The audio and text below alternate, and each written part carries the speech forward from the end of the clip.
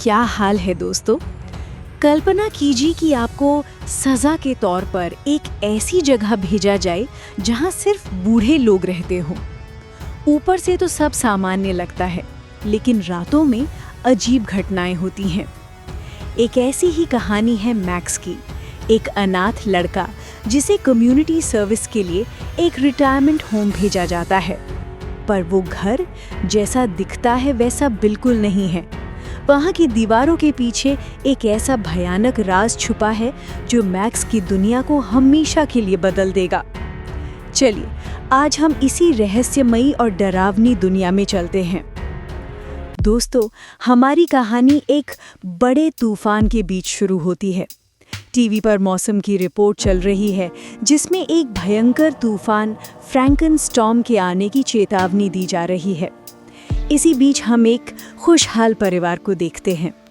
Max अपने पालक माता पिता और अपने बड़े पालक भाई ल्यूक के साथ डिनर कर रहा है। उसके पालक पिता कहते हैं कि लोग उन्हें फॉस्टर फैमिली कहते हैं, लेकिन वो खुद को सिर्फ एक परिवार मानते हैं। माहौल खुशी का है क्योंकि ल्यूक कॉलेज जा रहा है। वो सब एक दूसरे से वादा करते हैं कि उनका रिश्ता खून से भी ज्यादा गाढ़ा है, हमेशा के लिए।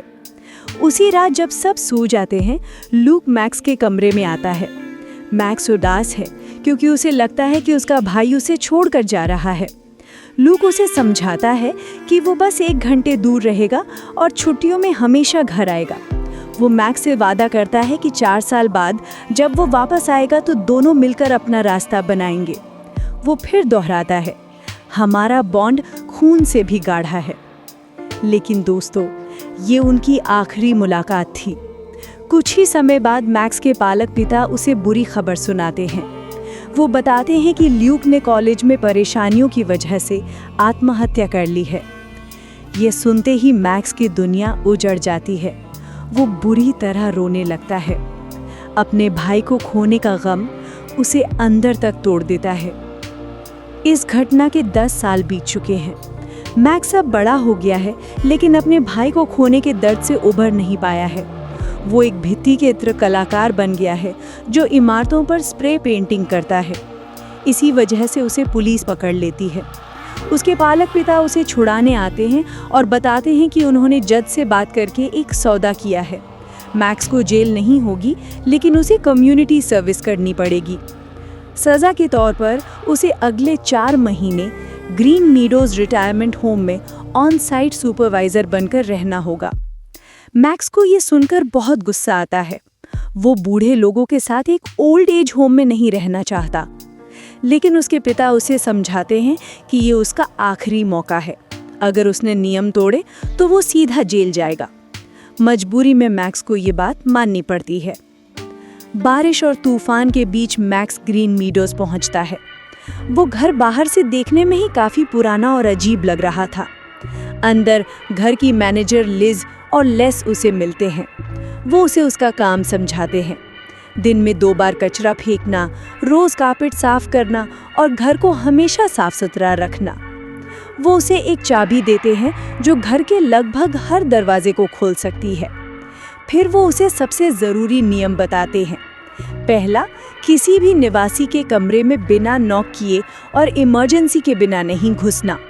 और दूसरा, सबसे सख्त नियम, 4थी मंजिल पर कभी मत जाना। वो कहते हैं कि वहाँ के मरीजों को स्पेशल केयर की ज़रूरत है, जो मैक्स के बस की बात नहीं। मैक्स को ये सब सुनकर अजीब लगता है, पर वो चुपचाप हाँ में सिर हिला देता है। मैक्स अपना काम शुरू करता है। उसे एक छोटा सा कमरा रहने के लिए दिया जाता है। रात में उसे अजीब फुसफुसाहट सुनाई देती है, जैसे कोई औरत बात कर रही हो। उसे लगता है शायद ये उसका वहम है। अगले दिन जब वो पूल एरिया में होता है तो उसकी मुलाकात एक प्यारी सी बुजुर्ग महिला नॉर्मा से होती है। नॉर्मा उसे देखकर कहती है कि उसकी शक्ल किसी से बहुत मिलती है। मैक्स अपना परिचय देता है।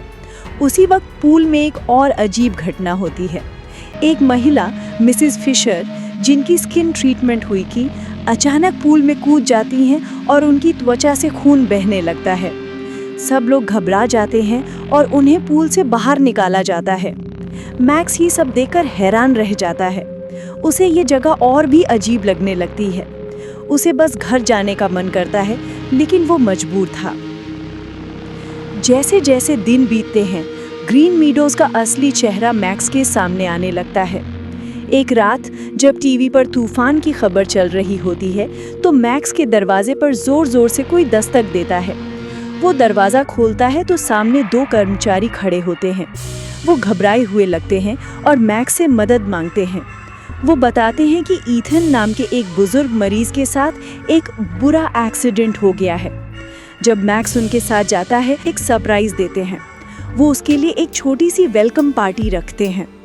यहीं उसकी मुलाकात लू से होती है, जो एक जिंदा दिल पुराने एक्टर थे।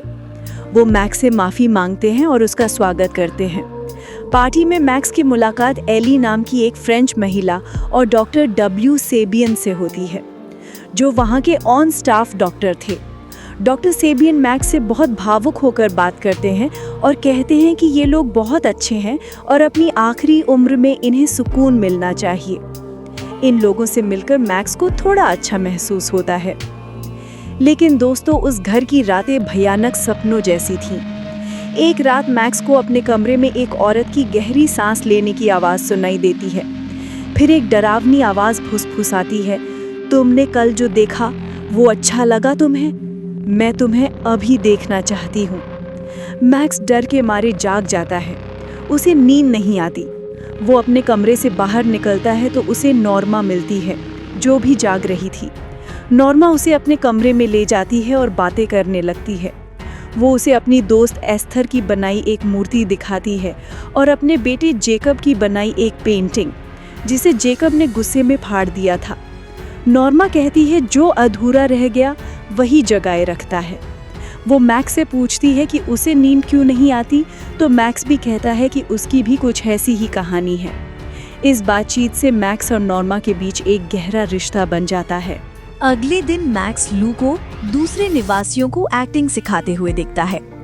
लू उसे बताता है कि वो इन लोगों को बोरियत से बचाने की कोशिश कर रहा है, क्योंकि बुढ़ापे में बीमारी नहीं, बोरियत इंसान को मार देती है। तभी लिज आकर मैक्स को तीसरे फ्लोर पर कुछ साफ करने के लिए भेज देती है। जब मैक्स वहां काम कर रहा होता है तो उसे चौथी मंजिल से किसी की चीखने की भयानक आवाज सुनाई देती है। वो खुद को रोक नहीं पाता और एक खुले दरवाजे से चौथी मंजिल पर पहुंच जाता है।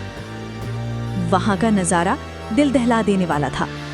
मरीज बहुत ही बुरी हालत में थे, जैसे वो जिंदा लाशें हों। उनकी आंखें पूरी तरह से खाली थी। तभी एक मरीज मैक्स को पकड़ लेता है और उस पर हमला कर देता है। वो मैक्स से कहता है, मैं तुम्हें नुकसान नहीं पहुंचाऊंगा, लेकिन उसकी हरकतें बिल्कुल उल्टी थी। घर के कर्मचारी वहां पहुंचकर मैक्स को बचाते हैं और उसे बाहर ले जाते हैं। बाद में डॉक्टर सेबियन मैक्स को बुलाकर बहुत डांटते हैं। वो उसे चेतावनी देते हैं कि अगर उसने दोबारा नियम तोड़े तो वो उसे वापस जेल भिजवा देंगे। मैक्स डर जाता है और माफी मांग लेता है। उस शाम पार्टी में मैक्स की मुलाकात फिर से नॉर्मा से होती है। वो मैक्स को बताती है कि ओल्ड एज होम में बातें बहुत जल्दी फैलती हैं। मैक्स उसे चौथी मंजिल के बारे में बताता है कि वहां के लोग कितने खोए खोए और अजीब थे। नॉर्मा एक गहरी बात कहती है, दिल दिल को पहचानता है। वो मैक्स को समझाती है कि वो उन लोगों के लिए कुछ नहीं कर सकता और उसे वो सब भुलाना होगा। कुछ दिनों बाद नॉर्मा मैक्स के कमरे में आती है। मैक्स उसे अपने भाई ल्यूक के बारे में बताता है और उसे एक ड्राइंग देता है जो उसने नॉर्मा के बेटे की फटी हुई पेंटिंग को पूरा करने के लिए बनाई थी। ये देखकर नॉर्मा रोने लगती है और कहती है, दिल दिल को पहचानता है। फिर वो अचानक घबराकर मैक्स से कहती है, यहाँ बहुत कुछ गड़बड़ चल रहा है, ये जगह ठीक नहीं है, यहाँ खतरा है, तुम्हें यहाँ से निकलना होगा। इससे पहले कि मैक्स कुछ पूछ पाता, नॉर्मा वहाँ से चली जाती है। मैक्स को चिंता होती है, वो उसे ढूंढने जाता है तो लिज बताती है कि नॉर्मा की तबीयत ठीक नहीं है और उसे इन्फर्मरी ले जाया गया है। लेकिन दोस्तों, ये एक झूठ था। अगली सुबह मैक्स को एक भयानक खबर मिलती है। नॉर्मा की मौत हो चुकी थी, छत से गिरकर। लेकिन मैक्स जानता था ये कोई हादसा नहीं था, ये एक मर्डर था।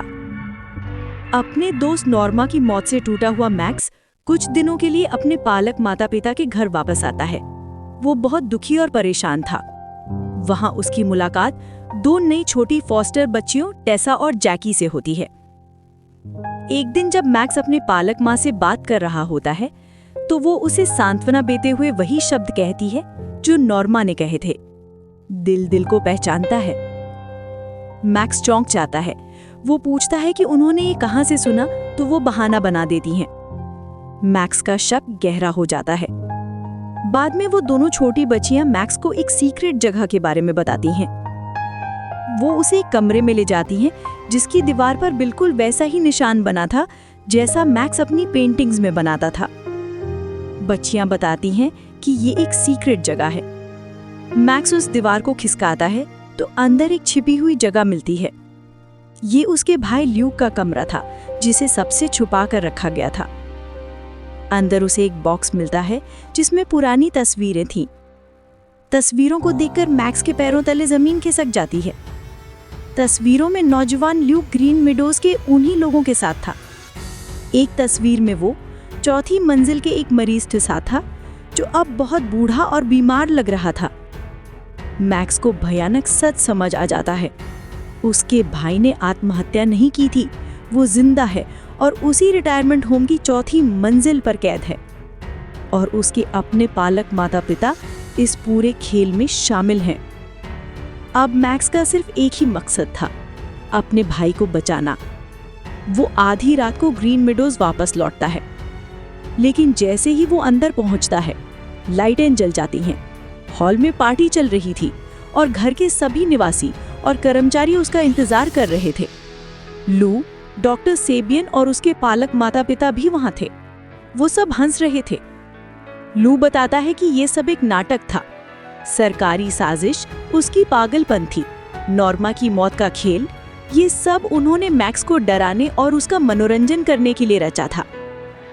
मैक्स को कुछ समझ नहीं आता। तभी डॉक्टर सेबियन असली राज खोलता है। वो बताता है कि वो सब एक कल्ट हैं जो हमेशा जवान रहने के लिए एक खास अमृत पीते हैं।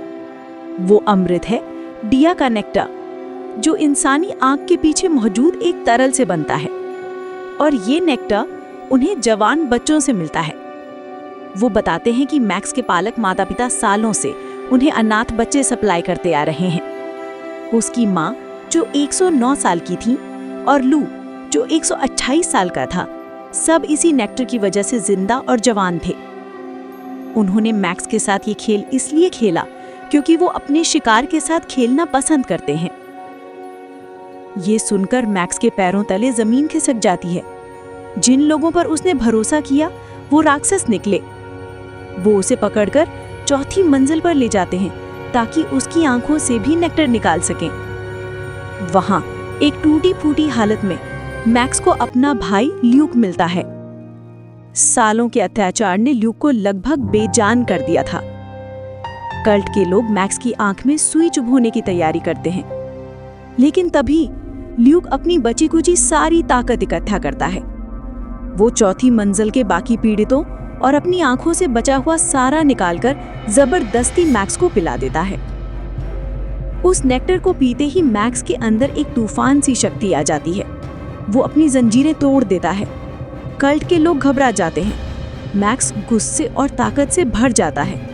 वो एक एक करके कल्ट के सभी सदस्यों को खत्म कर देता है। वो अपने भाई और उन सभी मासूमों का बदला लेता है जिनकी जिंदगियां इन राक्षसों ने बर्बाद कर दी थी। लड़ाई के बाद जब सब कुछ खत्म हो जाता है, मैक्स अपने मरते हुए भाई को गोद में उठाता है। घर तबाह हो चुका था। मैक्स चौथी मंजिल के कुछ बचे हुए पीड़ितों के साथ उस भयानक जगह से हमेशा के लिए बाहर निकल जाता है, एक नई सुबह की ओर। तो दोस्तों, ये थी कहानी जो दोस्ती, धोखे और एक भयानक राज पे आधारित थी। ये हमें सिखाती है कि कभी-कभी सबसे बड़ा खतरा वहीं छुपा होता है जहां हम सबसे ज्यादा सुरक्षित महसूस करते हैं। अगर आपको हमारा ये डिटेल्ड एक्सप्लेनेशन पसंद आया हो, इस वीडियो को लाइक दें, अपने दोस्तों के साथ शेयर करें, कमेंट्स करें और हाँ, हमारे चैनल मूवी हिट एक्सप्लेन को सब्सक्राइब करना बिल्कुल मत भूलिएगा। मिलते हैं अगली वीडियो में अलग कहानी के साथ।